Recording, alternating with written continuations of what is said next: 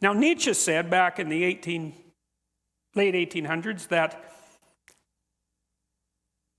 after he said that God was dead, and I suppose that would also mean the theory of suffering that I outlined at the beginning that is at the basis of Judeo-Christian civilization, that God was dead and that people had killed him and that we'd never find enough water to wash away the blood.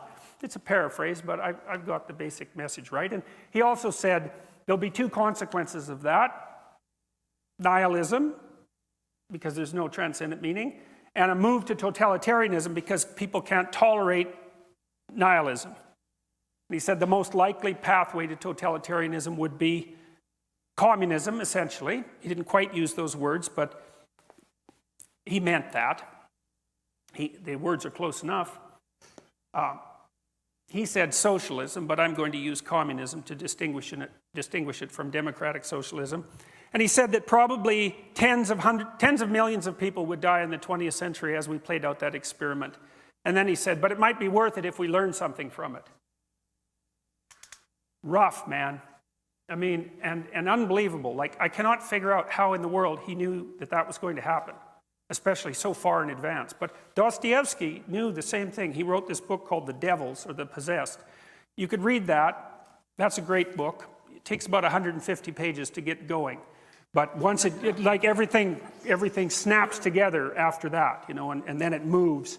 And it's basically his prophecy about, it's an examination of the kind of person who had arisen in the aftermath of the death of God in Russia, who would lead the communist revolution. That's essentially it. It's brilliant. It's terrifying. And it's a great intro to Solzhenitsyn's Gulag Archipelago, which describes what did happen when those sort of people took over the revolution. So let's look at what happened after the revolution.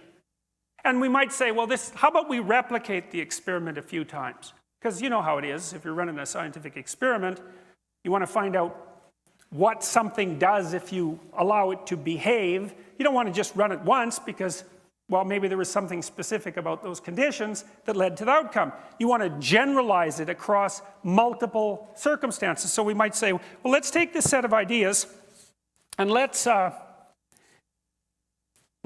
it on a large scale over a very long period of time in a variety of exceptionally diverse cultures and languages.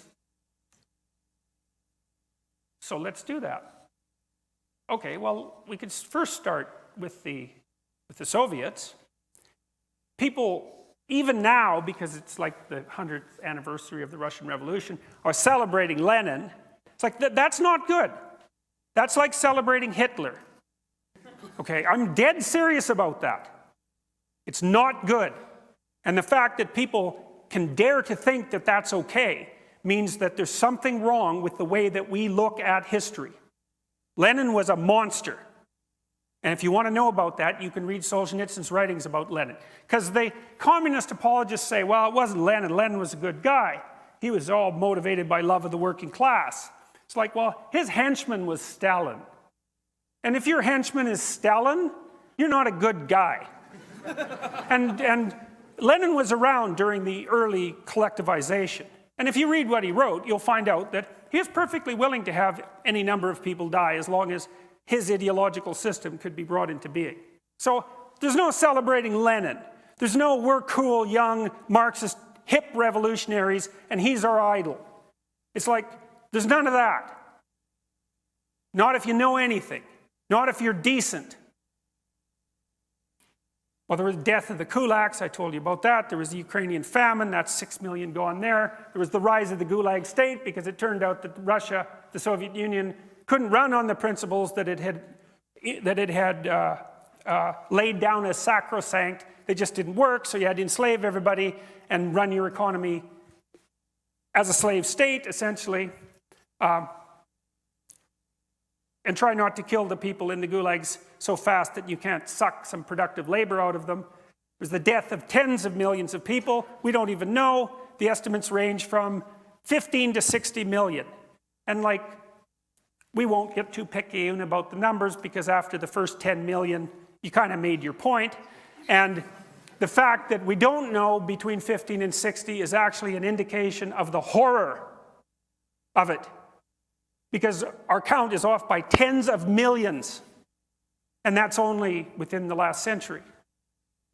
And then there was the 1956 crackdown on Hungary and the 1968 invasion of Czechoslovakia. Then there was the whole thermonuclear Holocaust thing that was going on at the same time, and the fact that in 1962 and in 1984 we were seconds away from complete annihilation, right? During the Cuban Missile Crisis, the keys were in the intercontinental ballistic missile release systems, and Castro, as he admitted to Jimmy Carter, in case any of you are Castro fans, which you shouldn't be, that he was perfectly willing to have Cuba annihilated if it would have meant the defeat of the United States.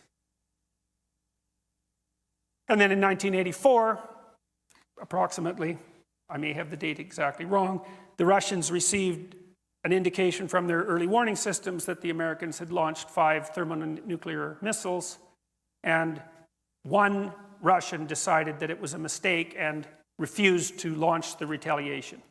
And he just died about 2 weeks ago. So, that was pretty close.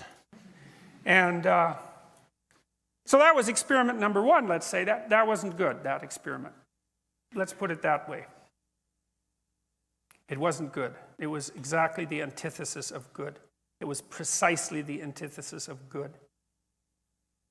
But that wasn't all. I mean, there's the People's Republic of China. That's a different country, seriously a different country, right? Different tradition, different language. How many people died in China under Mao? No one knows. Same issue with the Soviet Union, although Mao was a bigger monster than Stalin, and that's impressive, because there's Hitler, there's Stalin, and there's Mao. And of the 3, Mao was probably the worst. He's still revered in China. Maybe that accounts for their affinity for North Korea, which could still destroy us all, the remnants of that horrible state. Maybe 100 million people died in China during the Great Leap Forward. That's a hell of a leap forward. Well, maybe it wasn't 100 million, maybe it was only 40 million. But as I said before, when you're counting in the tens of millions, your point's already made. And then there was Cambodia and the killing fields, and Bulgaria and East Germany and Romania and the Democratic People's Republic of Korea, that's North Korea, and Vietnam and Ethiopia, Hungary, etc., etc., etc. It was never a successful communist state. Cuba, I suppose, came closest, but it was radically... the Soviets poured money into Cuba, so that doesn't really count. So then the first question was, well, are these Marxists motivated by love or hatred? Well, is it love or hatred that produces 100 million dead people? And is that enough evidence or not? And if it's not enough evidence, if you think to yourself, well, that's not enough evidence, it was never really given a proper try. It's like, well, what would have been a proper try? See, I always think when I hear someone say that, I know what you think. You think in your delusional arrogance that you understand the Marxist doctrines better than anyone else ever has, and that if you were the one implementing those doctrines, you would have ushered in the utopia. That's what you mean when you say that. And, they say, and there's an idea in the New Testament that there's a sin, it's the sin against the Holy Ghost. If you commit that sin, no one really knows what it is, that you can't be forgiven. And I would say, well, if you want a candidate for the sin against the Holy Ghost in the 21st century, the statement, real communism was never tried, with the underlying idea that if you had been the person implementing it, it would have worked, I think that's a pretty good contender for something for which you should never be forgiven